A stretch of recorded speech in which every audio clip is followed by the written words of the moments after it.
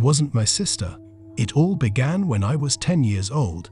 One night when I was at home with my sister, our parents had gone on a date night and left my sister and me at home. My sister Brooke cautiously peeked through the blinds, waiting for my parents' car to disappear behind the street corner into the darkness. Once they had left her sight, she rushed to grab her bag and tied up her shoelaces. She said to me, "Now you be good.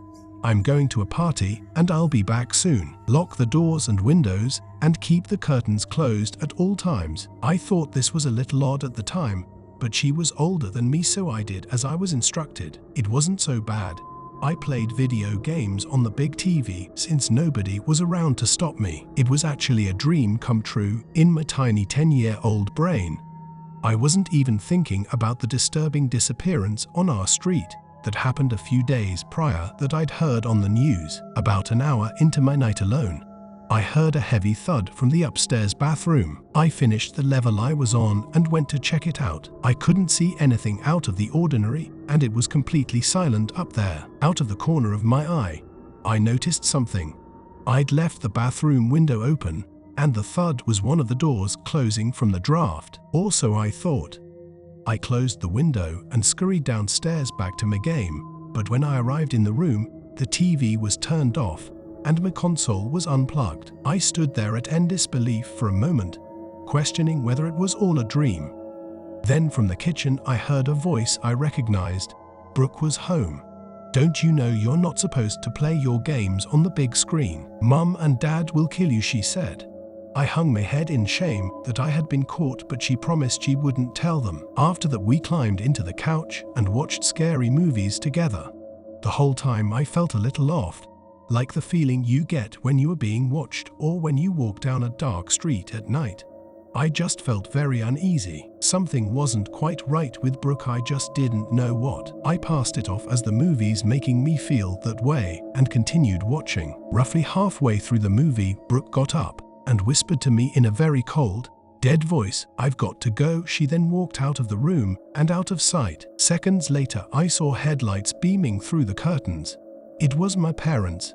They had finally returned. Only when they stepped out of their car, my sister followed. I confronted them the moment they came inside. My dad told me Brooke had been at a party the whole time, but had asked them to take her home because she was bored. They stared at me for so long in silence, until eventually they said, "I think it's time you got some sleep." I didn't sleep a wink that night, and I never got an answer from any of my family. Whatever that thing was, it wasn't my sister. And who knows what would have happened if my parents hadn't come back when they did. The moral of the story is, if you're ever home alone, make sure you lock your windows. It wasn't my sister part 2. If you read part 1, this takes place in the same house, roughly 3 years after the events of the first story. After that night when I saw some entity take the form of my sister, it was relatively inactive for a couple years. Minor occurrences would take place. Doors opening and closing on their own. Items moving around the house even when you remembered exactly where you'd put it. Whispers and voices. While this may seem like a lot to some people, it was honestly pretty normal for our family to experience these events ever since we moved into that house when I was 7. After 3 years of the everyday occurrences we had grown so accustomed to, I almost forgot about that night. I almost forgot about the malevolent entity taking the shape of my sister. The house finally felt normal and my life was starting to improve. However, on the night of Christmas Eve, that all changed. For the last few years, I had always gone with my parents everywhere they went out of fear this entity would show up again.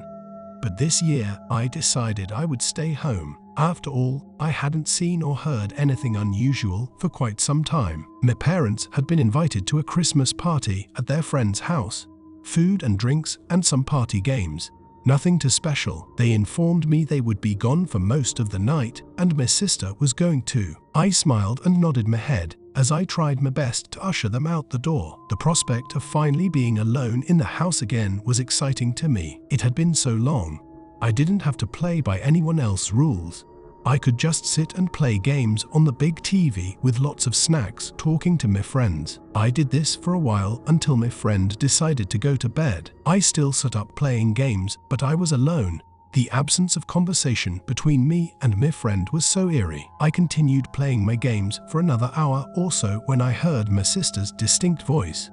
I knew it was her. She was calling my name from the front porch. At first I thought it was from the game, or maybe I was losing my mind. I took off my headset and started walking to the front window, expecting to see my family, or at least my sister, on the porch asking to be let in. But I saw no one. It was just empty darkness. I stepped back, totally in shock at what I just heard.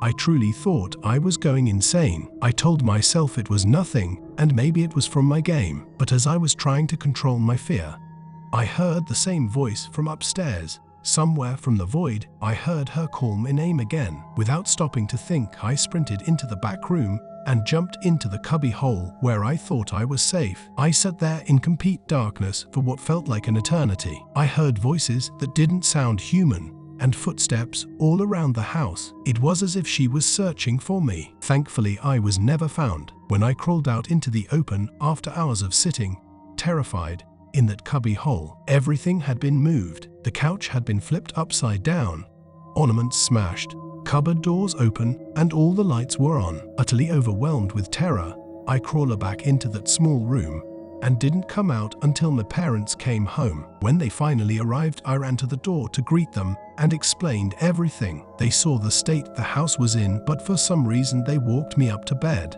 and said goodnight. No shouting or anything. We stayed in that house for less than a month before leaving to stay at my uncle's. To this day, my parents have still not given me any explanation as to why they didn't shout at me or tell me what was happening in that house. My only theory is I wasn't the only one to have had experiences with this entity. No matter what, I'm glad to be out of that house.